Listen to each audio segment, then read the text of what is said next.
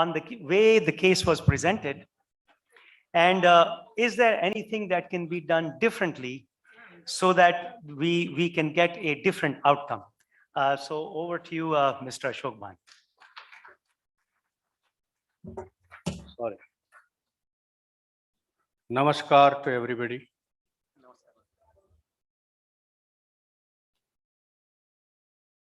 I want to preface the answer with a short intervention.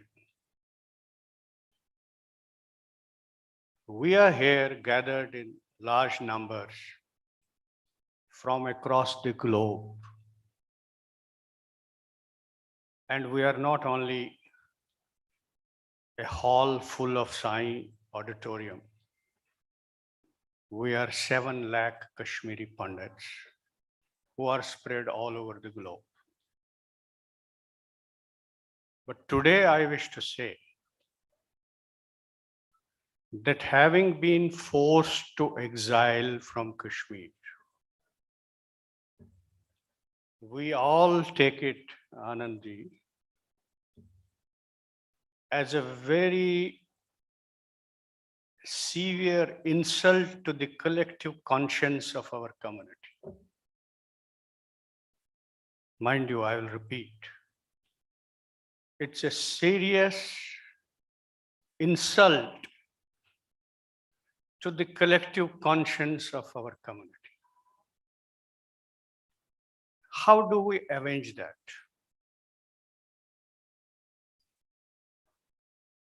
I saw just now Dr. Surinder Kaul relegated in a corner seat there. Now he has gone out for a while. And I was developing a thought that is this not a form of avenging our insult? Gathering here in this hall, expressing ourselves with lot of intellectual fervor, but underlying that fervor is a deep protest. Protest against bigotry, protest against communalism, protest against hate, and above all, the protest against the killings and exile of Kashmiri Pandits. It's a very somber occasion for me, for the reason,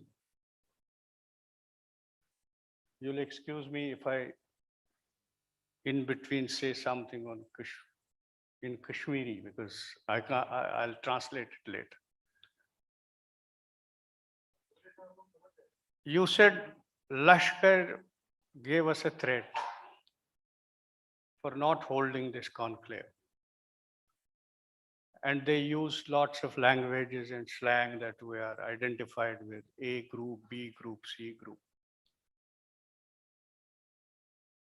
But Lashkar does not realize that they are the settlers in Kashmir. They are not the aborigines. The aborigines is this community yat pa kashir pachus wana ash pat bird.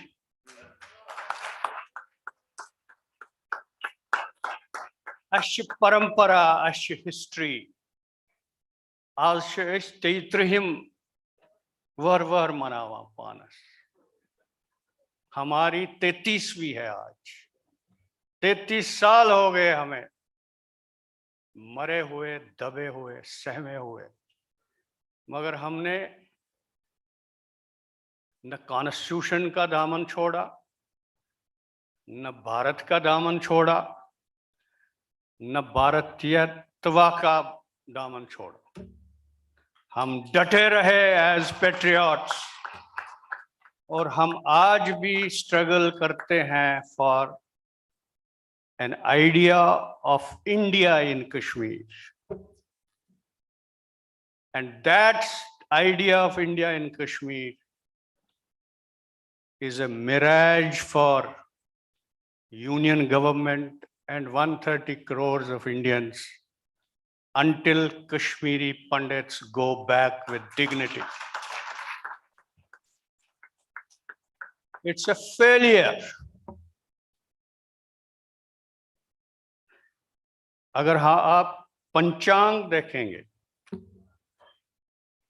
5000 साल से बहुत ज्यादा हमारी परंपरा है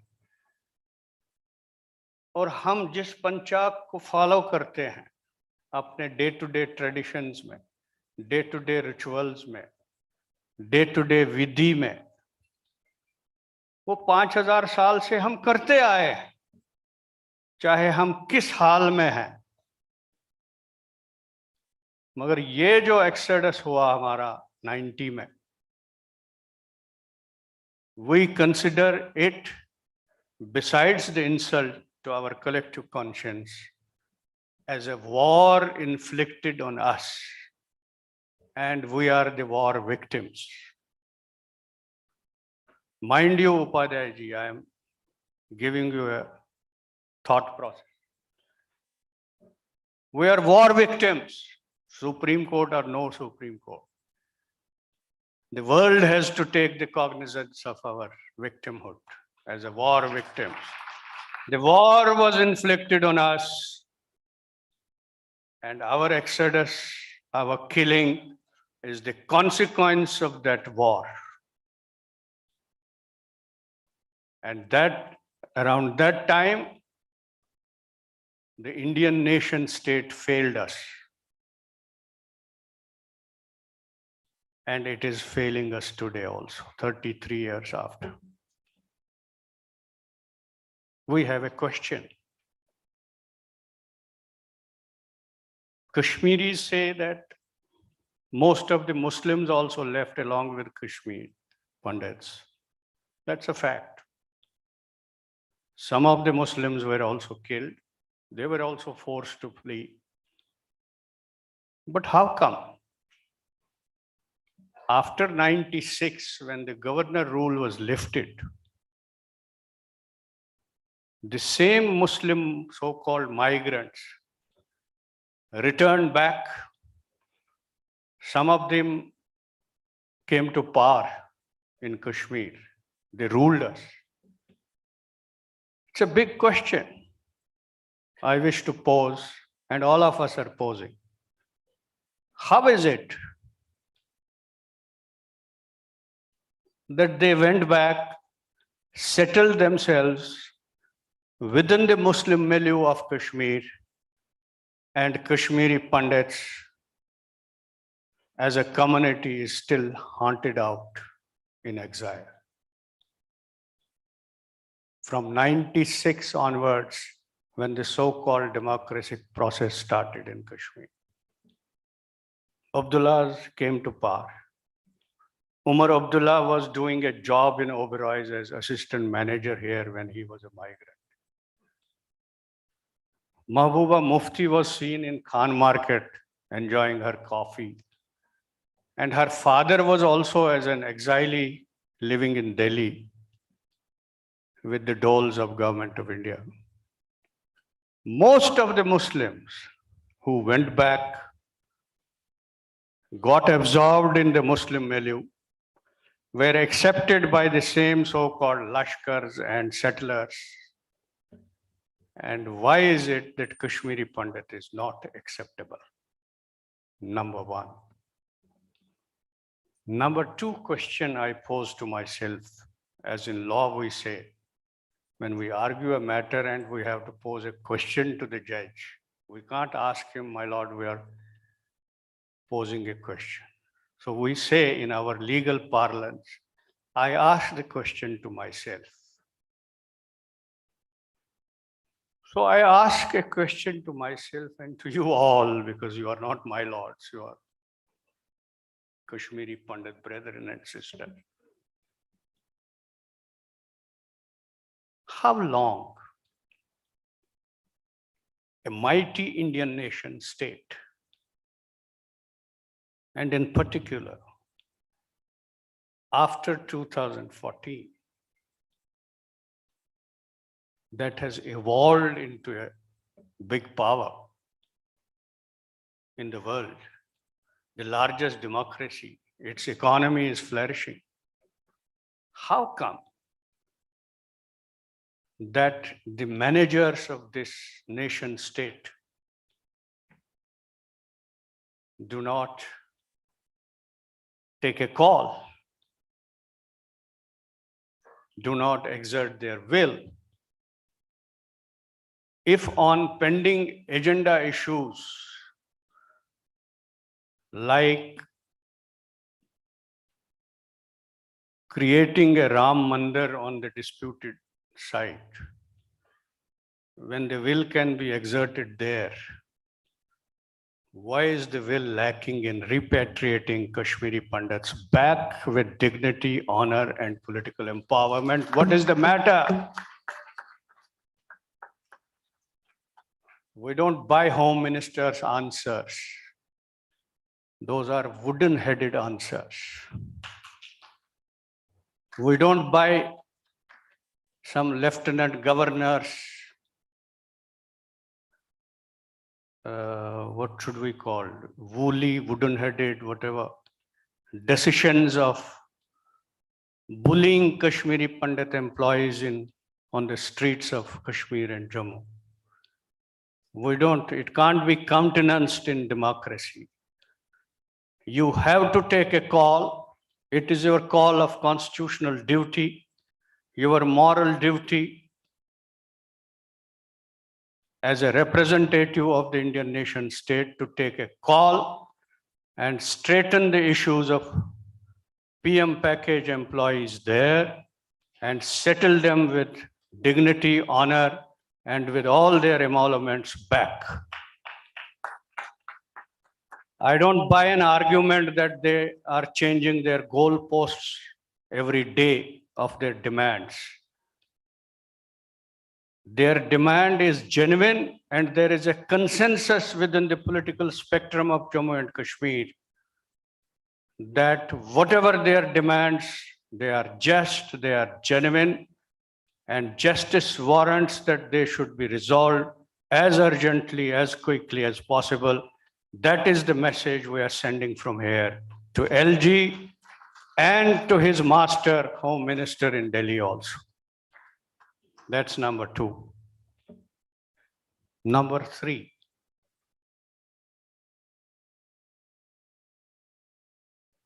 Very painfully, I wish to say, for rehabilitating and return of this community, which is Aborigine, as I said, and you are afraid of those settlers, those urchins, those lumpans, and you want to cater them because they hold 50 constituencies in the valley, and we don't hold a constituency which systematically were taken away from us. We held certain constituencies right from 47. We want those constituencies back, delimitation or no delimitation. We want those constituencies by nomination if you have the will to settle Kashmiri Pandits back in home. And mind you, without Kashmiri Pandits physically present in their homeland, Kashmir, the valley, all your efforts at the national, international level of promoting idea of India in Kashmir is an illusion. It will be defeated at all times. And it's a mirage. Nothing will consolidate without my physical presence in Kashmir. Because Buchus Pata Board, Myon Pata Bajar should reiterate Karun, reform Karun. Number 4.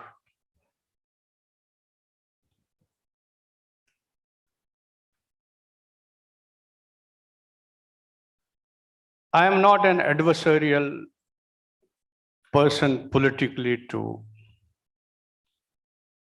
what is happening in this country under the leadership of Modi. At the macro level, nation is going in a right direction under his leadership, as long as going is good. But at the micro level of Kashmir and Kashmiri Pandits, what is there for us? Prime Minister, we respect you that you held the hand of Kashmiri Pandits under the leadership of my brother here. But that was done in US. We admire that, we welcome that, we respect that. But back home, you are not willing to talk to us over a cup of tea. What is the matter? And this question I pose both to Utpal and to Ajay also. What is the matter after all? Are we apartheids to Modi? What is his problem? If he recognizes Kashmiri Pandits abroad and sends a signal world over that 370 is okay. But back home, what is he doing to us? I remember it needs more than 56-inch chhati. It needs large-heartedness. And it was Inder Gujral, former Prime Minister Anandji, who said that for this illustrious Kashmiri Pandit community, which has contributed a great deal in the shaping of nation building and democratic, progressive and secular India, if the coffers of the country are to be emptied for them, it would still be a small price to pay. I want Modi to follow this and show double the 56-inch chhati in accommodating 7 lakh people back in the home. After all, we have a legal right, we have a constitutional right. Maybe we will be forced to say that you are failing in your constitutional duty, not addressing the issue of Kashmiri Pandits. You said in the parliament, your home minister said in the parliament, and outside parliament when you made 370 inoperable,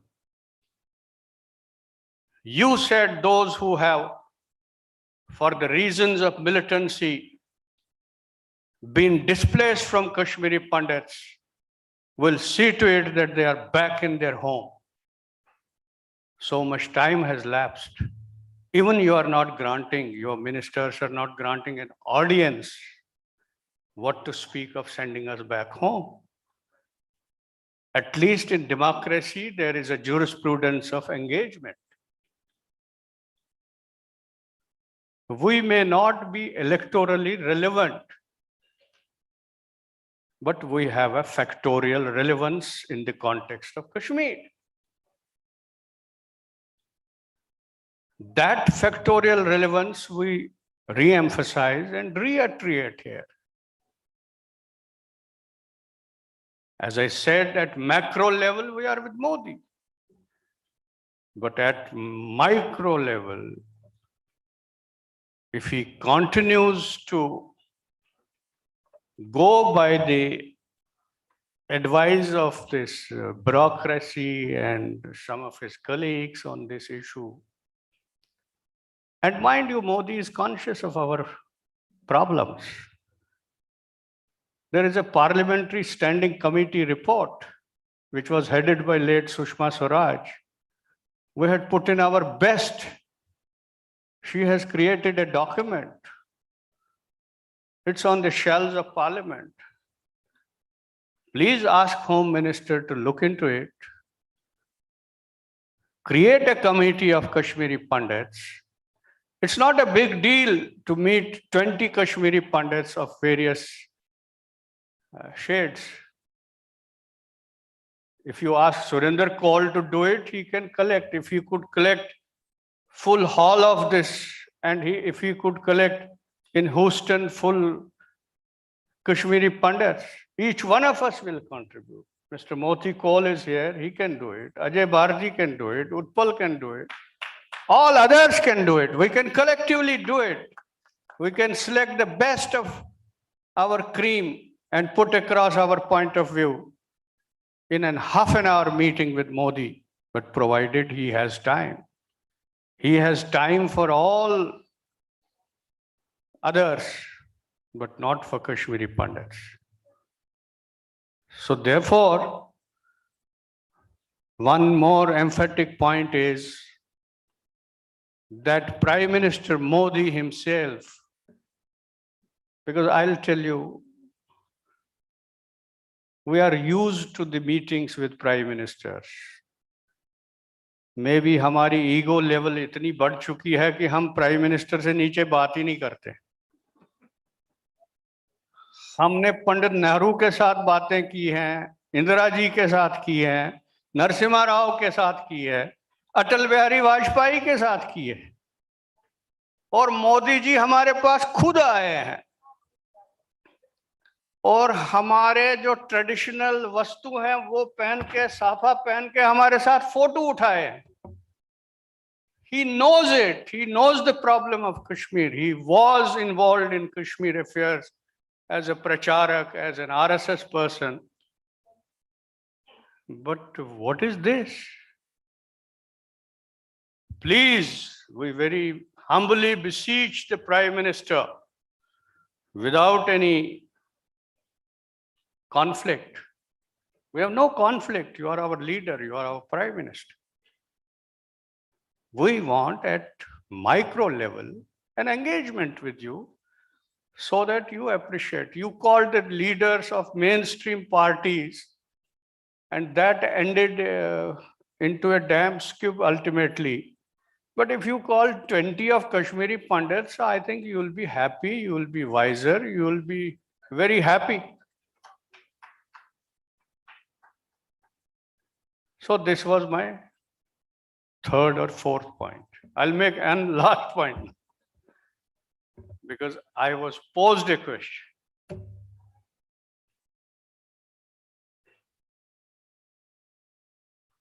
You know, Supreme Court of India, where I feel proud to practice.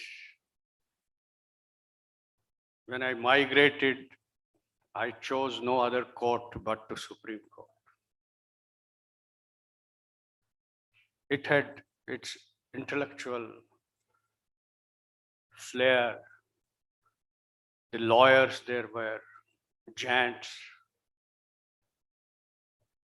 Like all the institutions in today's context are failing and falling.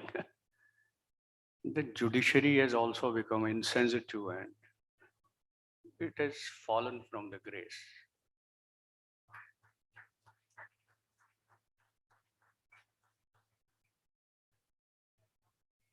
No, you can't say that. I can't say that at least. Please hold your tongues on that, because Supreme Court ultimately is a constitutional court. We went there with a grievance. Our lawyers pleaded very competently. But at one point of time, they slipped.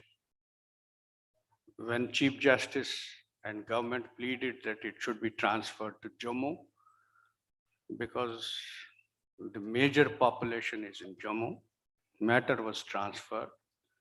And in Jammu, we don't have any expeditious hearing. That is one aspect. The other aspect is that it's the lack of teamwork. We wish to score points in filing a PIL. No scoring of points. If 10 minds sit together, we can create a petition which will find a space in the registry of Supreme Court. And we have an advantage of National Human Rights Commission judgment in our favor, wherein we have a definition of our atrocities as akin to genocide. So we can do that. I undertake to do that under my supervision. Some of my team, I'll include Mr. Upadhyay also. But I cannot do it. I have some professional constraint as a senior counsel. Because I am a designated senior counsel, we have some professional constraint. But I assure you that we'll certainly do it, and we'll try to find some space in the jurisdiction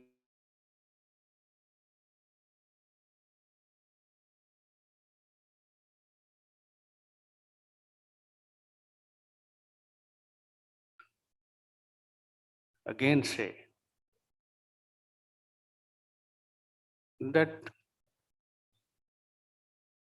Kashmir and Kashmiri militancy is waning. Kashmiri psyche, societal psyche is undergoing a vanquished syndrome. And that vanquished syndrome is again finds its roots in collapse of Pakistan also. So therefore, what I admire of Prime Minister is that he has opened Kashmir for rest of the country. There must have been some thought process gone into opening of Kashmir. And he has done it, he has accomplished it. Now it is for us to look for the opportunities in the opening up. I should not sound as very great optimistic, but there is a scope. We have to shun our pessimism and reaction politics. We have to be proactive. Proactive in the sense if Kashmir is open for rest of the world, how do we look into a big opening for ourselves also? I leave that question to you. Thank you very much. Namaskar.